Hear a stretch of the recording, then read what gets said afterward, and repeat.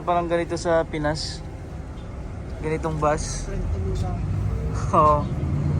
Meron po tayo pupuntahan sa probinsya ng Visayas. Kaya nandito ulit tayo sa Manila. Kaya yung mga tinutulungan po natin dito mga kababayan dito sa Pilipinas ay sana wag sayangin. Naulit-ulit po namin na wag sayangin.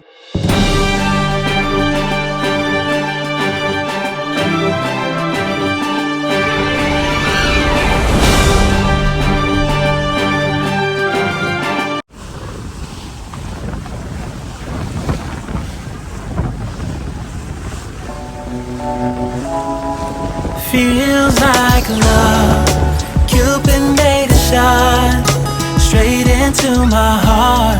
Now I'm falling fast and my world's expanding. Feels like love, even though we're kinda nervous. Together we'll be strong. I don't know for sure, all I know. Didn't know what hit me when we started. Kaya nasakyan ko pong bus dito sa biyaheng Maynila from Batangas. Meron na palang ganito sa Pinas. Ganitong bus. Oo. Kasi naalala ko nakasakay akong ganito sa Germany. Dito pala halos isang taon na daw to, sabi ni kuyang konduktor. Baliktad kami. Oo. Kasi yung mga ganitong bus po, sa ibang bansa ko lang to nasasakyan. Pero dito sa Pinas meron na pala, pero medyo luma na siya.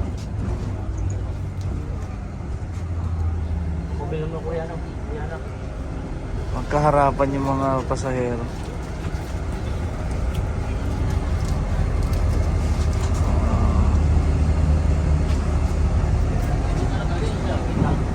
Nakakamiss mag-ibang bansa.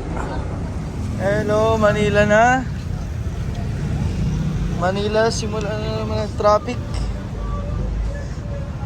Meron po tayo pupuntahan sa probinsya ng Visayas. Kaya nandito ulit tayo sa Manila. Mamaya po tayo magkwentuhan sa bahay. Pagdating po, doon tayo magkukwentuhan kung saan naman mapapadpad si Sir Dongs. Galing ng Mindoro papunta ng Visayas. Abangan nyo po ang ating mga gagawing mission sa Visayas. So ngayon papunta muna ako ng apartment dahil ang flight ko po ay bukas pa.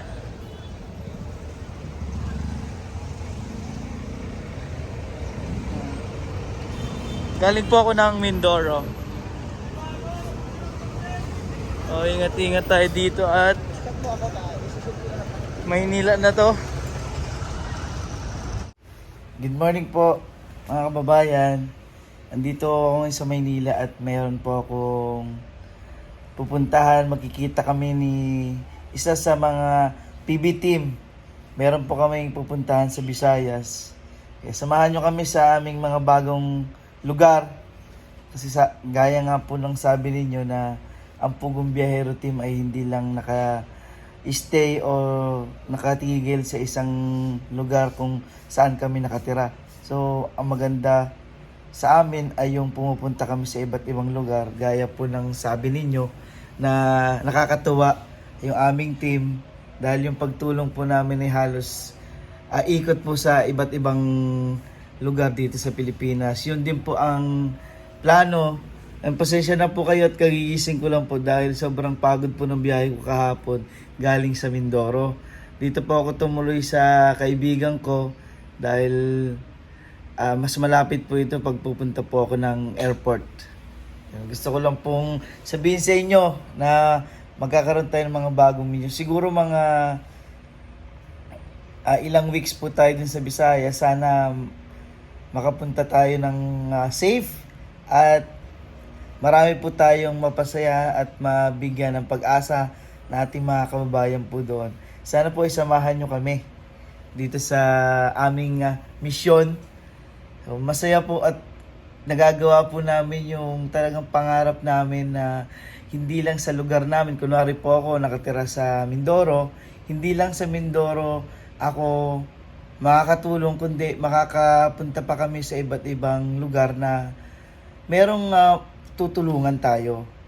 So, yun po ang aming pangarap, magkaroon ng PB team sa iba't ibang lugar. Kung hindi pa man ngayon na magkaroon ng stay sa isang lugar, ay pupuntahan po natin, kagaya po ng ginawa ni Sir Paul na nag-decide siya noong last year na makapag punta o makatulong o makita yung sitwasyon ng ating mga kababayan sa Davao na nagawa po niya na halos mag-iisang taon na siya doon, ay tayo rin po ay may pupuntahan dito naman sa Visayas.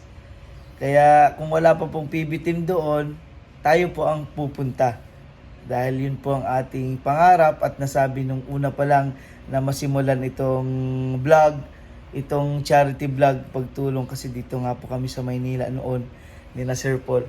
Pasensyahan nyo na po yung aking leg na mataba.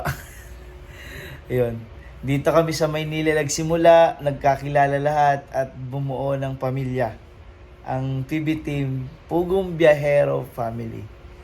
So, pakita ko lang po yung view sa inyo. Sana samahan nyo ako sa mga gagawin nating mission. Pasensya lang po kayo at kagigising lang. Yan, ito po ang Maynila. Papakita ko lang sa inyo. Dito po ito sa kaibigan ko. Yan yung view. Sa taas. Bali ito pong lugar ng kaibigan ko ay halos 4th floor po dito sa Maynila. Kaya iba po yung view dito. Medyo nakakatakot lang, sobrang taas. Baka mabitawan ko tong camera.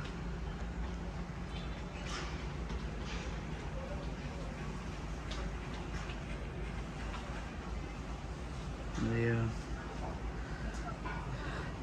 Kaya ngayong umaga, pahinga po muna ako ngayong araw kasi bukas na po yung flight ko.